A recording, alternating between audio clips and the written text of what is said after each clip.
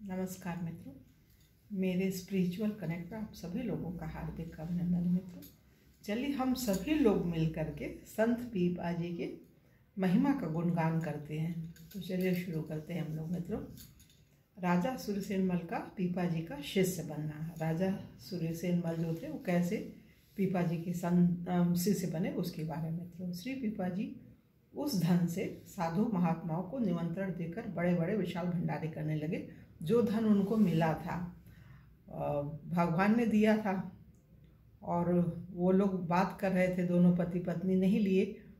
तो वो जब लेने गए, चोर इनकी बात सुन करके, तो वहाँ पे धन के जगह उसमें से सांप बिच्छू निकलने लगे। तो वो लोग बदला चुकाने के लिए वो बंद करके इसी तरह से इन्हीं के घर में ला करके दे दी। इनको लाना भी नहीं पड़ा। तो उसी धन से ये लोग वो सब संत सेवा करने लगे। इसके बाद में इस प्रकार खिला पिलाकर संपूर्ण धन को श्री पीपा जी ने 3 दिन में समाप्त कर दिया। इतना सारा धन, 5-5 तोले की एक मोहर थी। आप सोचिए, जो सिक्का, मोहर में से सिक्का, जैसे अभी सिक्का चल रहा है, उस समय मोहरें होती थी, तो वो 5-5 तोले की एक सिक्का था। उसको 3 दिन में ख़त्म कर दी पीपा जी। इस प्रकार खिला पिलाकर संपूर्ण धन को श्री पीपा जी ने 3 दिन में समाप्त कर दिया। आपकी विशाल कीर्ति को टोंड के राजा सूर्यसेन मल ने सुना, तो वह दर्शन करने के लिए आया और दर्शन करके बहुत प्रसन्न हुआ। फिर बड़ी नम्रता से राजा ने प्रार्थना की। ये जो सूर्यसेन मल राजा हैं, उन्होंने प्रार्थना की और कहा, आप मुझे शिष्य बना लीजिए। जैसी आज्ञा मुझे देंगे मैं वही करूँगा। तब आपने आज्ञा दी कि यदि ऐसा है तो आप अपनी सब संपत्ति और रानियों को यहाँ लाकर मुझको अर्पण कर दो।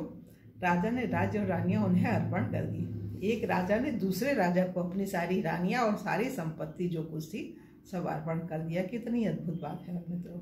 इस प्रकार श्री पीपा जी ने राजा की परीक्षा लेकर उसको मंत्र दीक्षा दी।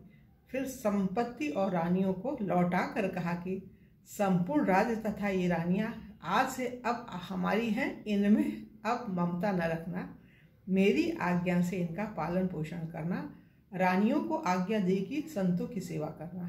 इसके बाद राजा ने बहुत अनुनय विनय करके गुरुदेव को एक घोड़ा और संत सेवार्थ बहुत सा धन भेंट किया। आपने उसमें से कुछ धन रख लिया, शेष लौटा दिया। गुरुदेव के उपदेशानुसार राजा ने अहंकार को त्याग दिया और सभी जीव जंतुओं को अपने से बड़ा मानने लगे। यह समाचार सुनकर राजा के भाई बंधु जल भुन गए, परंतु महान प्रतापी सीतापति श्री पीपा जी से वे कुछ भी कह न सके। इसी बीच एक व्यापारी बैलों को खरीदने के लिए टोंडे गांव को आया। राजा के भाइयों ने उसे बहकाया कि पीपा भगत बैलों के बहुत बड़े व्यापारी हैं, उनके पास बहुत अच्छे अच्छे बैल हैं, वहीं चले जाओ। अब देखिए मित्रों, और आगे फिर क्या होता है। पीपा जी के जीवन की विलक्षण घटनाएं अब सुनिए। ही क्या क्या विलक्षण और घटनाएं हुई। लोगों के बहकाने में आकर वह व्यापारी श्री पीपा जी के पास आया और थैली खोलकर रुपए इनके सामने रखते हुए बोला, मैं बैल लेने आया हूँ, मुझे बैल दीजिए।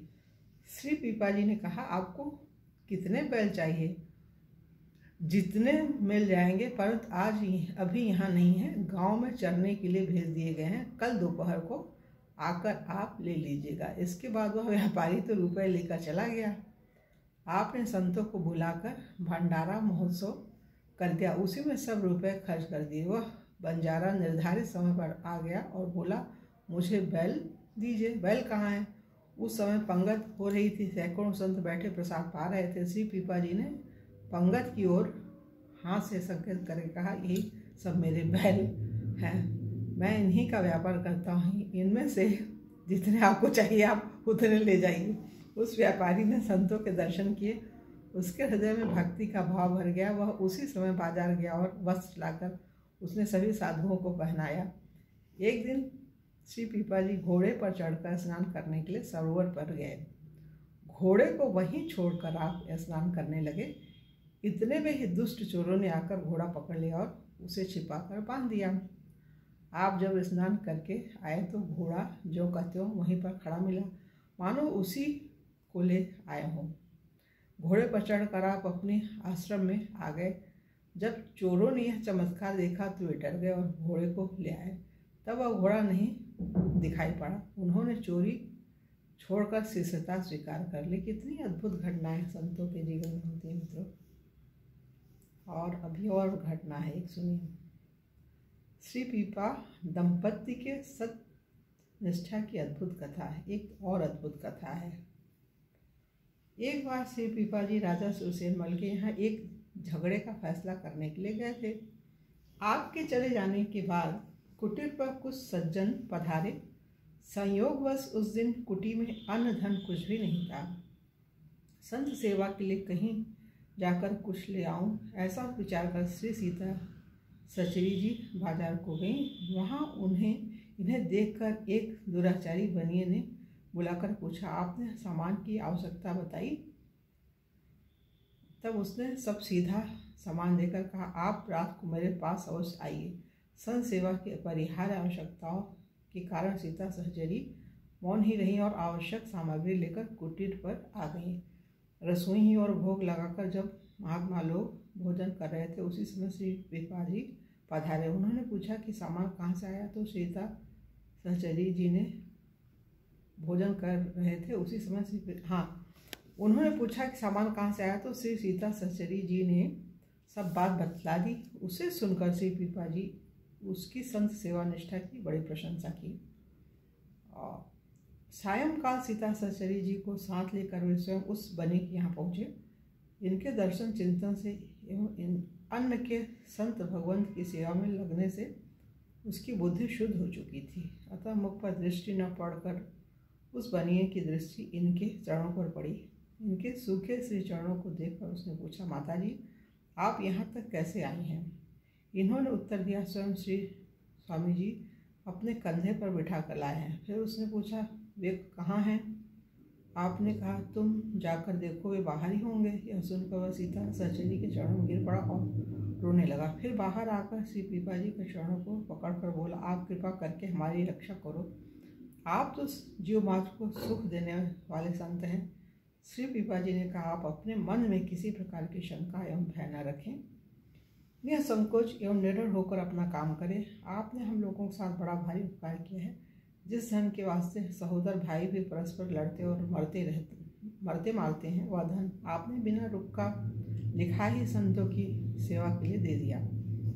वह बनिया लज्जा और ग्लानि के मारे दबा मारा जा रहा था। वह चाहता था कि धरती फट जाए और मैं उसमें समा जाऊं।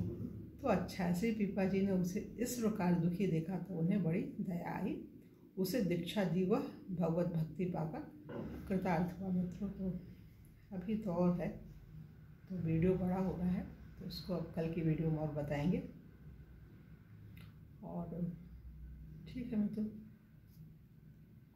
हाँ एक चीज़ और अनुरोध है मित्रों, अगर आप लोगों ने वीडियो को सब्सक्राइब नहीं किया है तो सब्सक्राइब कीजिए और ज़्यादा से ज़्यादा शेयर कीजिए मित्रों इस वीडियो को, जिससे सभी को सुख और शांति मिले।